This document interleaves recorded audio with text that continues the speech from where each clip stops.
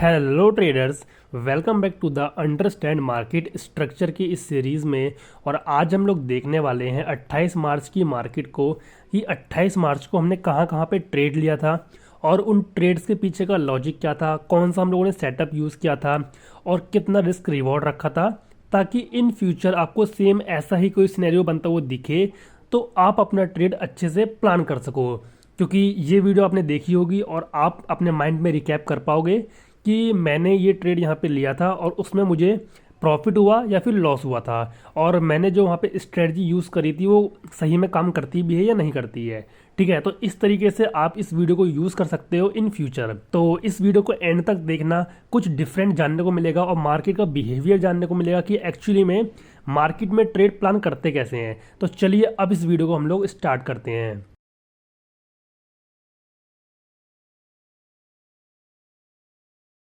तो देखो 28 मार्च की अगर हम लोग बात करें तो 28 मार्च को मैंने ट्रेड किया था सेंसेक्स के अंदर। ओके, और मार्केट कुछ ज़्यादा अच्छा मूव कर ही नहीं थी, यानी कि वन साइडेड मोमेंटम नहीं आया था। कभी मार्केट ऊपर जा रही थी तो कभी मार्केट नीचे जा रही थी। अब देखो मैं आपको थोड़ा सा बता दूं कि मार्केट पिछले कुछ दिनों से काफ़ी अच्छी बाइंग में गई थी, यानी कि अप ट्रेंड में बहुत अच्छा था मार्केट। अगर आप लोग ध्यान से देखोगे तो यहाँ पे मैंने खोल रखा है डेली टाइम फ्रेम का चार्ट, और यहाँ पे आपको दिखाई देगा कि back to back market gap up open हो रही थी, उसके बाद ऊपर जा रही थी, गैप अप ओपन हो रही थी, ऊपर जा रही थी। तो ये कुछ दिनों तक लगातार चलता रहा। उसके बाद अब एक ये रिजेक्शन आ रहा है ऊपर के साइड से। ये मार्केट इस तरीके से मूव करती है कि पहले एक मूव आता है, एक पुल बैक आता है, फिर अगेन एक मूव आता है। इस तरीके से हमारी मार्केट मूव करती है। तो अभी काइंड ऑफ एक मूव आ चुका है और मार्केट अब पुल बैक ले रही है। पुल बैक लेने के बाद में अगेन मार्केट ऊपर की साइड में मूव करेगी। जब तक ये पुल बैक वाला सीन चल रहा है तब तक आप लोग ट्राई करो कि कम से कम ट्रेड करो। और एक ऊपर रेजिस्टेंस लेवल भी था जिसको मार्केट इस टाइम पे रिस्पेक्ट कर रही है, जो कि डेली टाइम फ्रेम का रेजिस्टेंस है ये वाला। अब जो बड़े टाइम फ्रेम पे रेजिस्टेंस और सपोर्ट होते हैं, मार्केट उनको रिस्पेक्ट बहुत करती है। तो इसी तरीके से एक डेली टाइम फ्रेम का यहाँ पे रेजिस्टेंस है जिसको अभी रिस्पेक्ट कर रही है मार्केट। अब हो सकता है कि मार्केट में ये एक मूव आया है, पुल बैक चल रहा है, अब अगेन इसको तोड़ के ऊपर मार्केट रिकवरी करती हुई हमको दिखाई दे सकती है। बट जब तक मार्केट अपना हाई दोबारा ब्रेक नहीं करती है तब तक एक अच्छा मूव हमको देखने को नहीं मिलेगा। जब तक मार्केट अभी साइडवेज है, कंसोलिडेशन फेस में है, अभी पुल बैक ले रही है, तब तक ट्राई करो कि कम से कम ट्रेड करो। ठीक है, अब चलते हैं हम लोग 1 मिनट के टाइम फ्रेम पे, क्योंकि 1 मिनट पे हमको छोटे स्टॉप लॉस के साथ में अब बड़ा ट्रेड मिल जाता है। ओके, अब देखो हम बात करते हैं कि हम लोगों ने ट्रेड कितने करे थे। तो हमने टोटल 2 ट्रेड करे थे, जिनमें से एक हमारा स्टॉप लॉस आया था और एक हमारा टारगेट हुआ था। अब बात करते हैं कि ये ट्रेड के पीछे का लॉजिक क्या है। तो देखो मैंने आपको बता दिया एक तो कि मार्केट पिछले कुछ दिनों से अच्छा मूव नहीं कर रही है, क्योंकि अभी एक कंसोलिडेशन फेस आ चुका है, एक पुल बैक वाला फेस मार्केट में आ चुका है। तो आज भी मुझे मार्केट से ज़्यादा कुछ उम्मीद थी नहीं, इसीलिए मैंने आज 1 मिनट टाइम फ्रेम यूज़ करने की जगह 5 मिनट का टाइम फ्रेम यूज़ किया। अब देखो आप जितने बड़े टाइम फ्रेम की तरफ जाते रहोगे, आपका ट्रेड का जो विनिंग प्रोबेबिलिटी है उतना ही ज़्यादा बढ़ता रहेगा। जितना छोटा टाइम फ्रेम यूज़ करोगे उतने ज़्यादा ही एसएल जाने के चांस बढ़ते हैं हमारे, क्योंकि छोटे टाइम फ्रेम पे मार्केट में फ्लक्चुएशंस बहुत ज़्यादा आते हैं। तो अगर आप लोग अभी बिगिनर हो तो ट्राई किया करो कि 5 मिनट का टाइम फ्रेम यूज़ किया करो। ओके, तो देखो मैंने आपको एक चीज़ तो बता दी कि मार्केट पिछले 2-3 दिन से अच्छा मूव नहीं कर रही थी, इसीलिए मैंने अब 5 मिनट का टाइम फ्रेम यूज़ किया, क्योंकि 5 मिनट के टाइम फ्रेम पे मार्केट थोड़ी सी स्टेबल दिखाई देती है। तो देखो यहाँ पे हमारी मार्केट ओपन हुई थी 28 मार्च को, kind of sideways he open हुई थी, कुछ ज़्यादा खास वो गैप अप या गैप अप ओपन नहीं हुआ था। और जो मार्केट ओपन हुई थी वो हुई थी रेजिस्टेंस लेवल पे। अगर आप लोग उसको ध्यान से देखोगे तो ऊपर ये एक रेजिस्टेंस लेवल है, और करेक्ट मार्केट अपने रेजिस्टेंस पे ओपन हुई थी। ओपन होने के बाद में रेजिस्टेंस से इसने रिजेक्शन लिया, मार्केट नीचे आई। नीचे आने के बाद में मैंने ये प्लान किया कि जब मार्केट अपने सपोर्ट पे आ जाएगी, नीचे ये था एक सपोर्ट, अगर आप लोग उसको ध्यान से देखोगे तो नीचे एक सपोर्ट था ये वाला। तो मैंने ये डिसाइड किया था कि जब मार्केट अपने सपोर्ट पे आएगी यहाँ पे नीचे, तब मैं बाइंग सेट का ट्रेड अपना प्लान करूँगा। बट मार्केट अपने सपोर्ट पे आने से पहले ही बाइंग साइड में जाना स्टार्ट कर दिया। उसके बाद अगेन नीचे आया और यहाँ पे काइंड ऑफ डब्ल्यू पैटर्न इसने बना दिया। अब देखो यहाँ पे भी एक ट्रेड बन रहा था, यहाँ पे अगर आप लोगों को बताऊँ मैं तो यहाँ पे ये डब्ल्यू पैटर्न का ट्रेड बनना था। डब्ल्यू पैटर्न जो होता है बुलिश पैटर्न होता है, इसके ब्रेकआउट पे, नेकलाइन के ब्रेकआउट पे हमको ट्रेड लेना होता है। बट मैंने ट्रेड नहीं लिया, इसलिए नहीं लिया क्योंकि मार्केट पिछले 2-3 दिन से साइडवेज थी। तो जब मार्केट साइडवेज होती है तो एम पैटर्न, डब्ल्यू पैटर्न, जितने भी पैटर्न्स होते हैं ज़्यादा काम करते नहीं हैं। मैक्सिमम टाइम स्टॉप लॉस ही हिट हो जाता है और टाइम डीके की वजह से, थीटा डीके की वजह से हमारे प्रीमियम में बहुत तेज़ी से गल जाते हैं।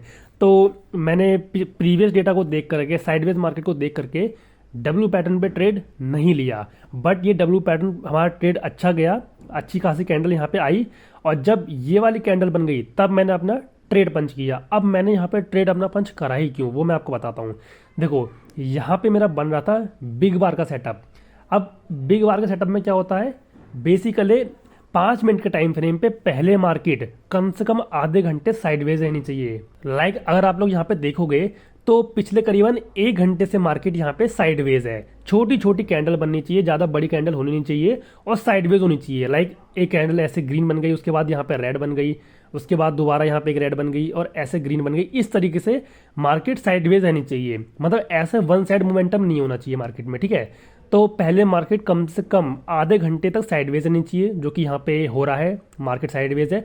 और उसके बाद एक बड़ी सी कैंडल आनी चाहिए, चाहे वो डाउन साइड में आए चाहे वो अप साइड में आए, और उस जो बड़ी वाली कैंडल आएगी उसकी विक्स बहुत कम होनी चाहिए और ना के बराबर होनी चाहिए।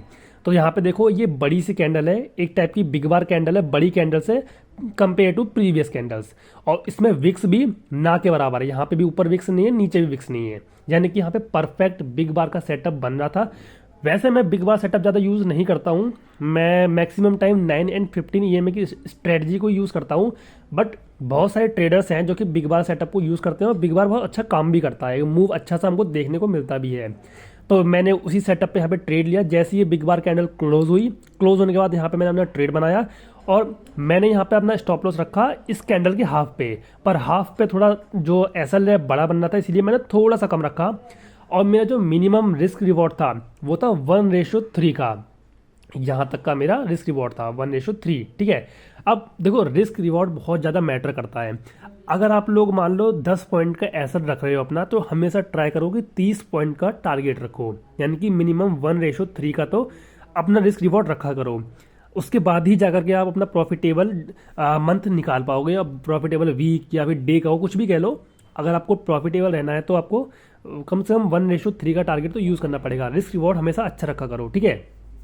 तो पहले ट्रेड में हमारा तो चला गया स्टॉप लॉस। अब यहाँ पे मेरी ही गलती थी, क्योंकि यहाँ पे था ऊपर रेजिस्टेंस लेवल ये वाला, मैंने करेक्ट रेजिस्टेंस लेवल पे बाइंग का ट्रेड ले लिया, यही मेरी गलती हो गई थी।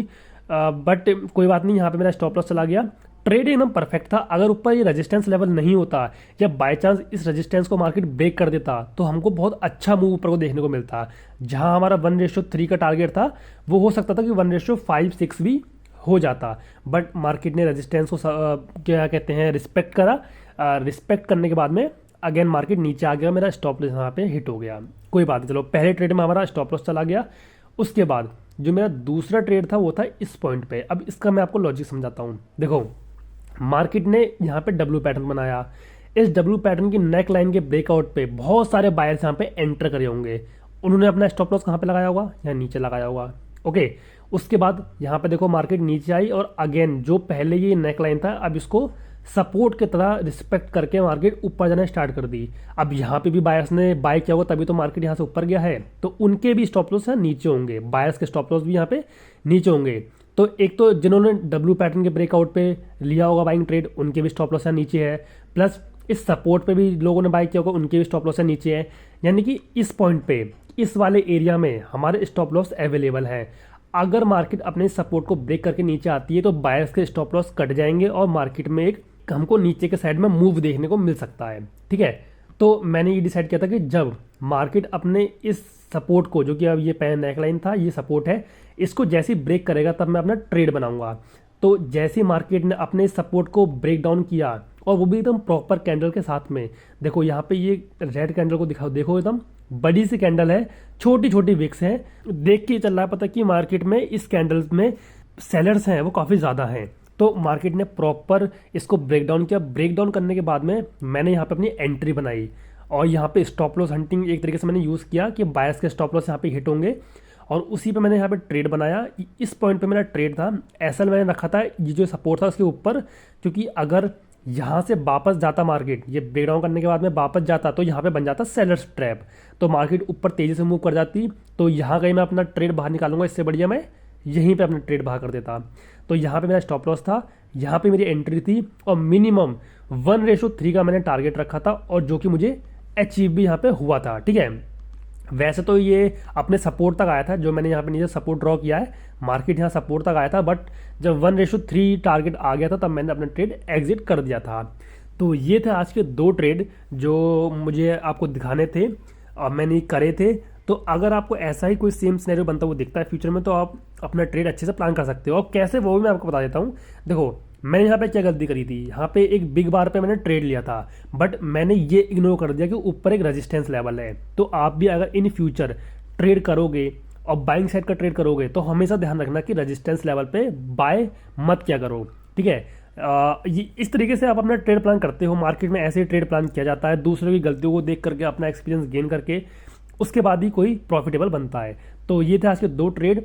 और एक चीज़ मैं आपको और बता दूं, अगर आपको नहीं पता कि मार्केट मूव कैसे करती है, तो उसके ऊपर मैंने वीडियो बनाई थी। मैं आपको एक चीज़ बता देता हूँ कि बहुत सारे मार्केट में जो लोग होते हैं उनको यही नहीं पता होता कि मार्केट का जो चार्ट है वो मूव कैसे करता है, कभी चार्ट ऊपर नीचे जाता है, वो कैसे होता है। तो इसके ऊपर मैंने एक वीडियो बना के रखी है, यूट्यूब पे अपलोडेड है, एक बार जाकर के देखो। उसमें मैंने कंप्लीट बताया है कि कैसे मार्केट हमारी मूव करती है, और उसमें मैंने आपको ये बताया था कि आप लोग बिड एंड आस्क को कैसे देख सकते हो। तो अगर आप लोग धन को यूज़ करते हो, जो कि मैं यूज़ कर रहा हूँ यहाँ पे, धन एक बहुत ही अच्छा ब्रोकर है, यहाँ पे आप लोग इन्वेस्टिंग, ट्रेडिंग सब कुछ कर सकते हो, और वो भी बहुत ही अच्छे तरीके से, काफ़ी अच्छे अच्छे फीचर्स के साथ में। तो मैं आपको बता दूं कि अगर आप लोग मार्केट डेप्थ को देखना चाहते हो, मार्केट डेप्थ का डेटा देखना चाहते हो, वो भी फुल डेप्थ, ये भी नहीं 5 बिड या 5 आस्क। बाकी ब्रोकर्स में आपको 5 बिड देखने को मिलते हैं, 5 आस्क देखने को मिलते हैं, बट अगर आप लोग धन को यूज़ करोगे तो आपको देखने को मिलेगा फुल डेप्थ। एग्जाम्पल के लिए मैं आपको दिखाता हूँ, लाइक देखो यहाँ पे नीचे लिखा हुआ है ट्रेड का ऑप्शन। जब आप धन में आओगे, धन में अपना अकाउंट ओपन करवाओगे, तो यहाँ पे आपको नीचे एक ऑप्शन मिलेगा ट्रेड करके। इस पर आप जैसे क्लिक करोगे तो यहाँ पे आपको फुल डेप्थ दिखाई देगा। अभी तो मार्केट क्लोज है, जब मार्केट ओपन होती है, लाइव होती है, तब आपको यहाँ पे कंप्लीट फुल डेप्थ देखने को मिलता है कि कितने प्राइस पॉइंट पे कितने लोग बिडिंग कर रहे हैं, कितने लोग आस्क कर रहे हैं। ओके, तो अगर आपको फुल डेप्थ देखना है इस तरीके से, तो पहले आपका धन में अकाउंट होना चाहिए। और इस तरीके के फीचर के लिए डिस्क्रिप्शन में जाओ, धन का मैं लिंक दिया है, क्लिक करना, अपना अकाउंट ओपन करवाना, और इस फुल डेप्थ वाले ऑप्शन को और बाकी के जितने भी अच्छे अच्छे फीचर्स जो कि धन की तरफ से मिलते हैं उनको भी आप लोग देखना। ठीक है, तो इस वीडियो को यहीं पे एंड करते हैं। यही इस वीडियो का टॉपिक था। मिलेंगे इसी तरीके की नेक्स्ट वीडियो में, तब तक के लिए take care and thanks for watching this video guys.